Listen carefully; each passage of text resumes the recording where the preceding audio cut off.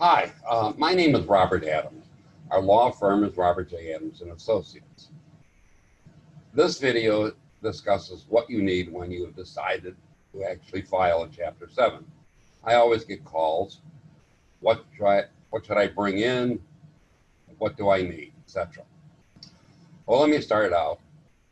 When you file a Chapter 7, you have to list all your property, and you have to list all people you owe money to. We help, like I'm sure a lot of lawyers do, help you get your free annual credit report, but you should bring in your debts anyway, because there may be someone not reporting to the credit bureau. I do get this often. I'm current on my car. I don't want to list them. You must. If you're current on your car, that's fine. The finance company wants your money, not your car. The same as a house. You're current on your mortgage? Good. Now, what you have to bring in. You have to bring in 60 days of pay stubs. Actually, it's called pay advices.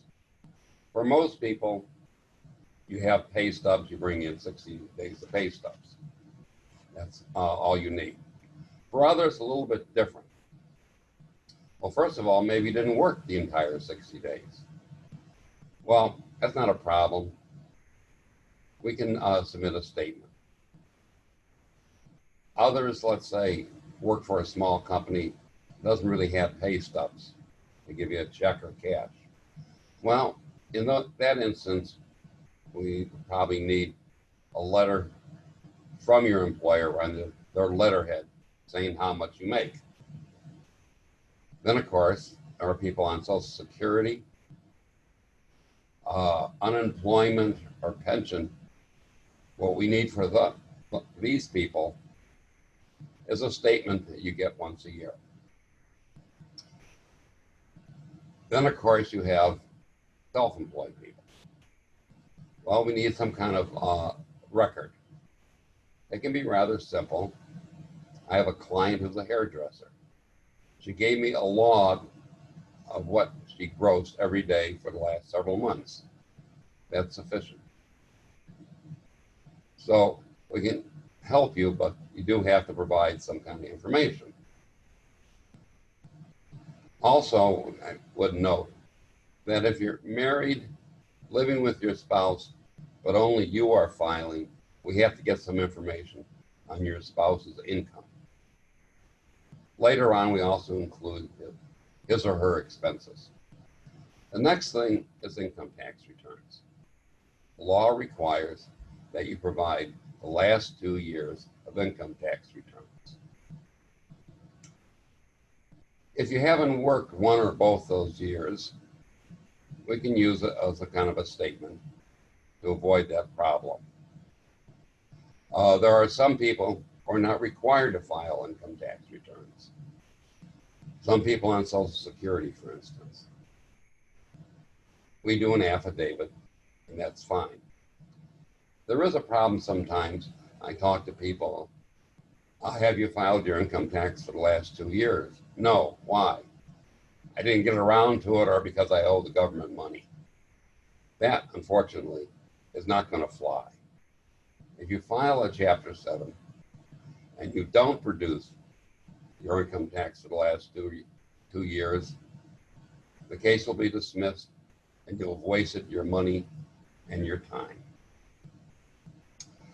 Before actually filing a Chapter 7, you have to do credit counseling. This is usually done on a computer. You can do it at home, you can do it in our office. The one we recommend is the cheapest we know of, a little bit under $10. The filing fee for filing a Chapter 7 is $335.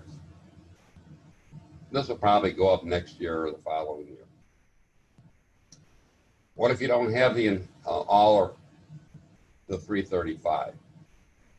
Well, under certain circumstances, the filing fee can be paid to the court in installments. What about attorney's fees? That you have to deal directly with your lawyer. After the case is filed, you have to go to a trustees meeting. The trustee basically is seeing everything we put on there is true and correct. Since this is being recorded during the pandemic, the trustees meetings are actually held in our own office. We call the trustee.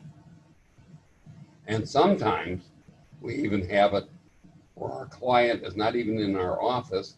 We're communicating with them over Zoom. One final thing. After a case has been filed and you have a docket number, you have to do debtor education. Again, this is generally done on a computer. Unfortunately, it takes about 2 hours. The cost is about the same, a little under $10. You have to do it.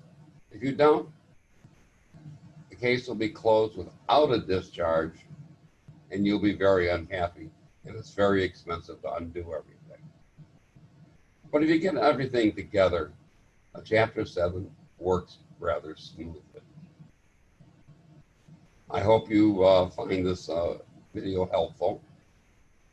As always, a video is not actual legal advice. When you need legal advice, you should call a lawyer.